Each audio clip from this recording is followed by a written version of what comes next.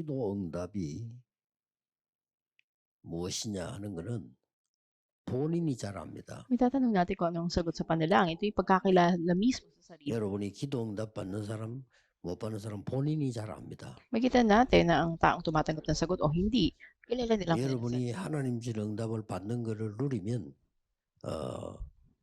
신앙생활과 모든 것에 힘이 생길 Kung 겁니다. nais natin maranasan ang tunay na sagot na mula sa Diyos, magkakaroon tayo ng lakas sa lahat ng bahagi ng buhay 그게 되지 pananampalataya. 않으면 사람 중심으로 신앙생활을 해야 돼요. Pero kung hindi, kailangan mong manampalataya na nakasentro ka sa tao. 또 그러다 보면 나 중심으로 신앙생활을 하게 Kung 돼요. nananampalataya ka, nakasentro sa sarili mo.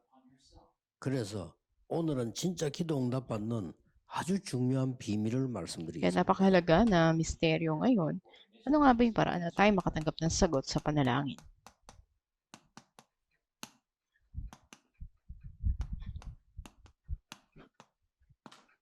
수장절과 하나님의 나라.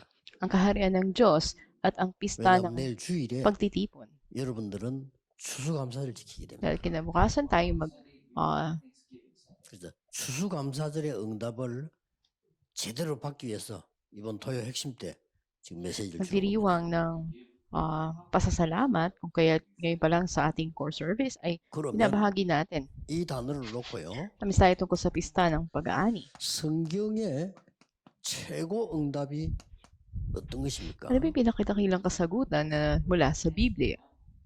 성경의 최고의 응답과 약속이 Ang pinakitakilang sagot at pangako mula sa Biblia 그리스도예요. ay si Kristo. 예. 그리스도라는 단어로 구약 성경이 만들어지기 시작했고 그리스도를 보내겠다는 약속이 구약 Sa 성경. salitang Kristo, makita natin na ito ginamit mula pa lang doon sa lumang tipan 그리스도가 bilang pangako. 사람의 몸을 입고 오셨다는 얘기가 신약 성경이에요. Sasabi naman ng bagong tipan na siya yung ipinangako na dumating. 예. 이 단어로 성삼위 하나님의 역사를 내가 누리게 돼요. At sa salita na ito ay mararanasan mo ang misteryo, ang pagpapala ng Diyos sa tatlo nitong persona. At ito yung tunay na kasagutan. 이때부터 중요한 일이 일어납니다. Mula dito ay importanteng mga bagay ang magaganap.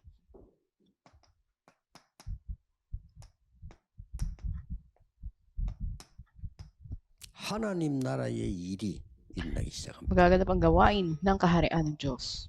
이게요 최고 응답입니다. Ito yung pinakadakilang sagot.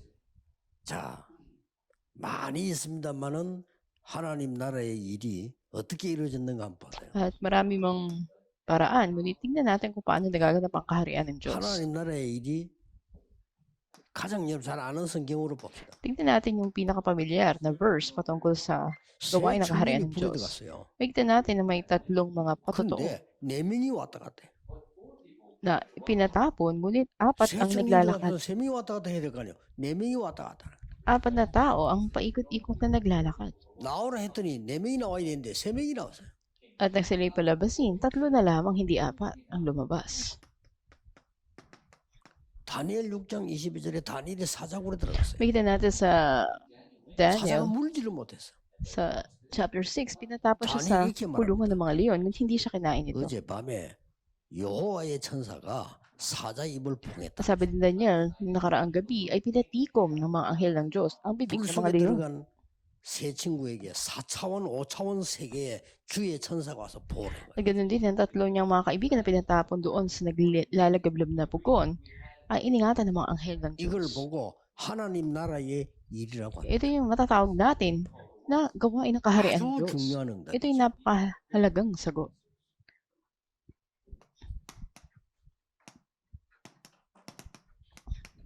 열왕기하 19장 35절. Sa ikalawang hari 19:35, 히스기야가 밤에 생을 걸고 si 기도하는 Hezekias tinaya niya yung buhay niya ng isang gabi at nanalangin siya sa 그날 Diyos. 밤에 그렇죠. At ng gabing iyon, 이 밤에 그랬어요. sabi ng gabing ito, 여호와의 천사가 18만 5천을 쳤다. ang mga anghel ng Diyos ay 성경은 분명히 그렇게 malinaw na isinad ng Biblia na pinatay ang 185,000 na mga kawal. 사도행 1장 11절 흰옷 입은 천사가 중요한 얘기입니다. Nakita natin sa mga gawa 1:11, ang mga anghel na nakasuot ng puti, 예수님이 mahalaga 다시 ang 재림할 걸 얘기해요. mensaheng dinala. Ito'y patungkol sa muling 성경을 pagdating ng 잘 Panginoong 보세요. Jesus.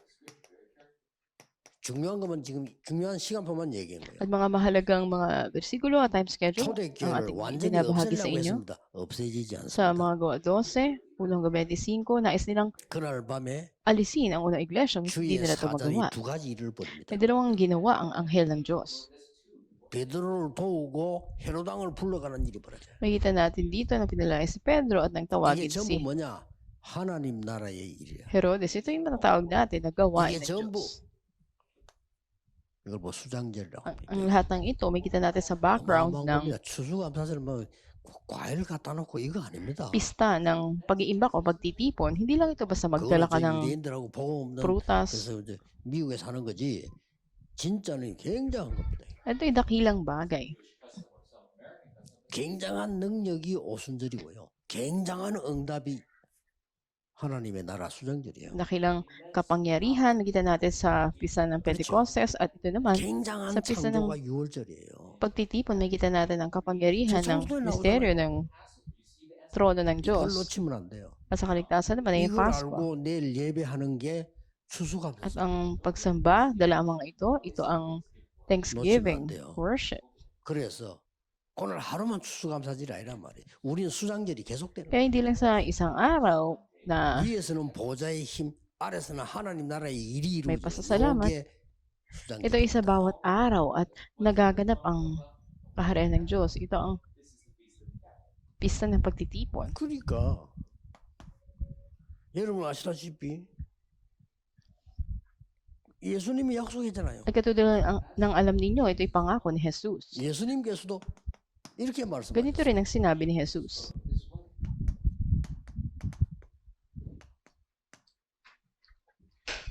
성령이 임하고 사단 결박되면 하나님의 나라 임하여. Dumating ang Spirit at natalian ng Diablo, darating ang kaharian ng Diyos. 나라 얘기했다니까요. At patungkol sa kaharian, sinasabi dito, 그게 보좌의 배경 다 연결돼요. ito ang pista ng pagtitipon at nakakonekta ito sa trono ng Diyos. 그래서 여러분 아시다시피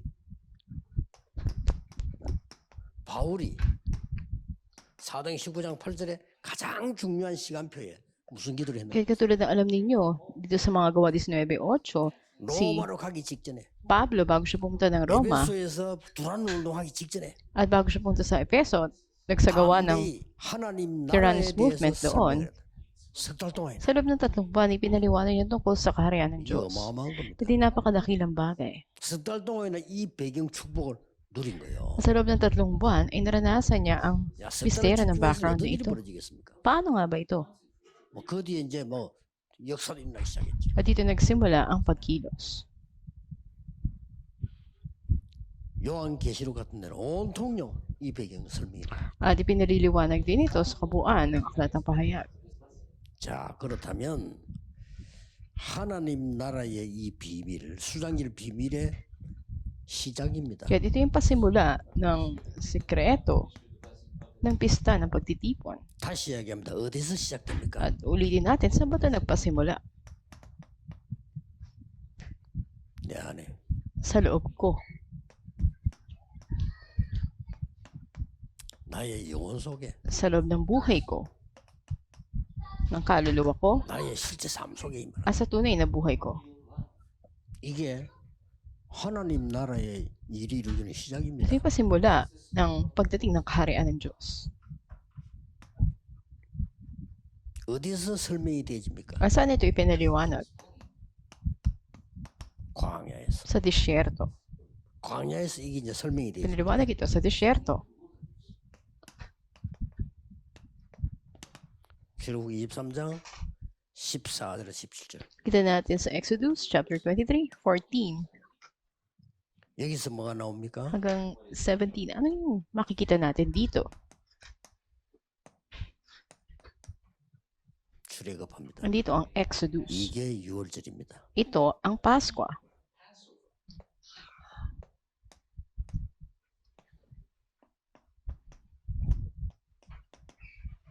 광야에서 다 죽을 줄 알았는데 곡식을 거둡니다. At mula sa disyerto, akala nila mamamatay na sila. Ngunit makikita natin doon ang kanilang mga 오순절입니다.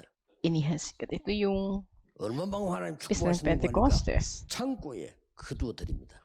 At sila nga ay nagsipag-ani. 이 Makikita natin. 창고가 이제 보좌입니다. At ang pinakaimbakan nila, ito yung trono. At ito ang pista ng pagtitipon. 거두어서 저장했다 이 말이에요. Ibig sabihin, sila nag-imbak dito. 이게 이제 쉽게 말하면 추수절입니다. Sa madaling salita, ito ang pista 이게 우리 말하면 이제 보좌의 ng pagtitipon. O ito yung kapangyarihan ng trono. 이렇게 광야에서 설명 일단 보여줘. Ito ipinaliwanag doon sa disyerto. 이걸 예수님이 완성을 시켰어요. At ito ay ginanap ng Panginoong Hesukristo.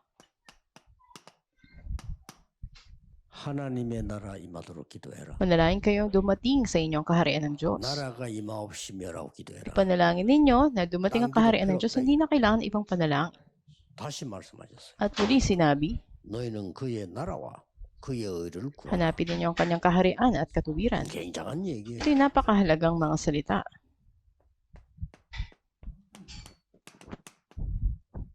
하나님의 나라 임하였다고 전해라. At ipahayag ninyo na dumating ang kaharian ng Diyos. 굉장한 얘기죠. Ito'y napakadakilang kapahayagan. 그리고는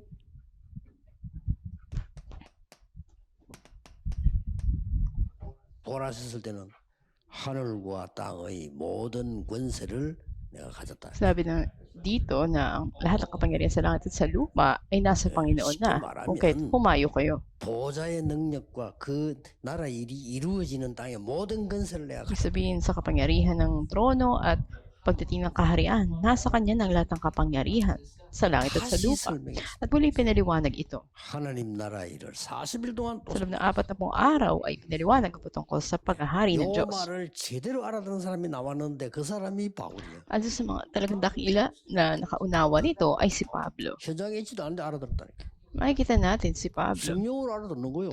Nalaman niya ang 지금도 성령으로 Biblia. 알아듣는 겁니다. 여러분. At ganoon din naman sa bawat isa sa atin. Alam natin 바울이 ito sa pamamagitan ng 담대히 Banal 하나님 Espiritu. 40일 동안 설명해. Sa loob ng 40 araw, ito ay may katapangan ay pinahayag niya at 성경의 itinuro. 최고의 응답. At ito yung dakilang 나머지 kasagutan 그는 결과가 sa 따라오는 pagkilos ng Banal Espiritu at ang ibang mga sagot ay susunod na 이 lamang. 능력을 누리게 되면요, 뭐 치유, 썸다 Kung 되는. naranasan niyo ang kapangyarihan na to, ang kagalingan at lahat ng bagay susunod. 자, 이 세 절기는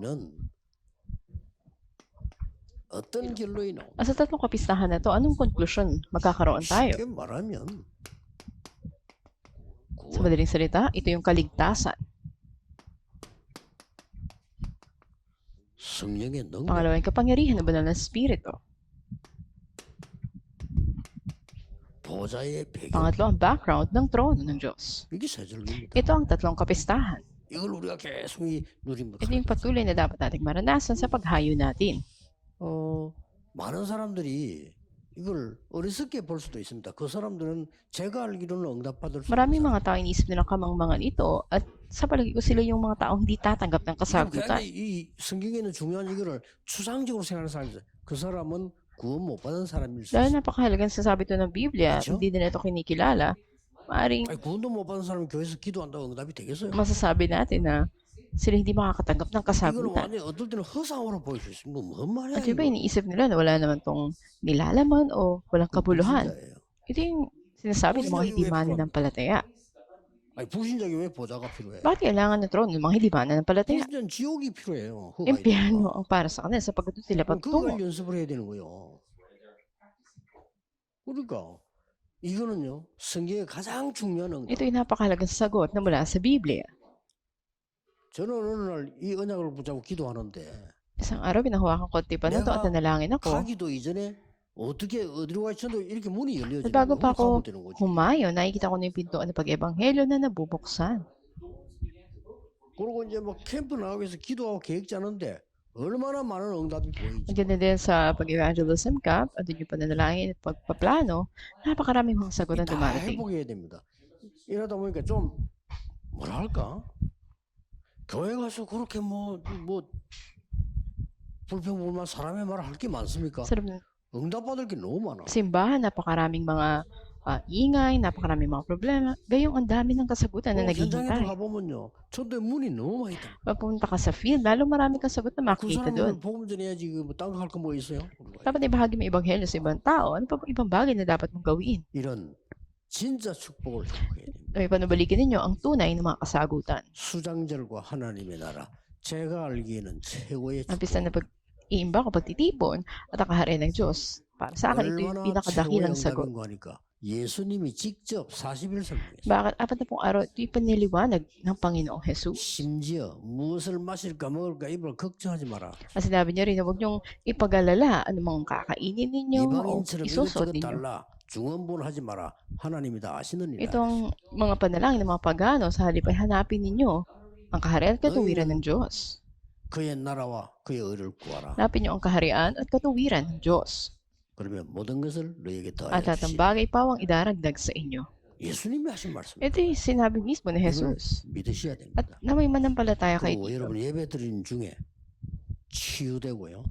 예배 드리는 중에 능력이 임하도록 Sa inyong 기도하셔야 pagsamba, panalangin niyo magkaroon kayo ng kagalingan at ng kapangyarihan. 네, 오늘 핵심은 내일 추수감사절을 위한 시작입니다. 굉장한 축복의 능력을 회복하는 시작이 되기를 주 예수 이름으로 For message 축복합니다. natin, ito'y paghahanda para sa araw ng kapistahan, kinabukasan sa ating pagsamba, at away tumanggap kayo ng dakilang kapangyarihan at kasagutan. 무한한 감사를 드립니다. Panginoon, walang katapusang pasasalamat. 우리의 현장에 하나님의 나라의 일이 이루어지게 May maganap 하옵소서. ang pagkilos ng kaharian ng Diyos sa aming mga field. 모든 교회에 하나님의 나라의 일이 완성되게 해 At maganap sa bawat simbahan ang gawain ng kaharian ng Diyos. 모든 병든 자, 약한 자들에게 하나님의 나라 이루어지게 Sa lahat ng may 하옵소서. karamdaman, kahinaan, maganap sa kanila ang inyong kaharian.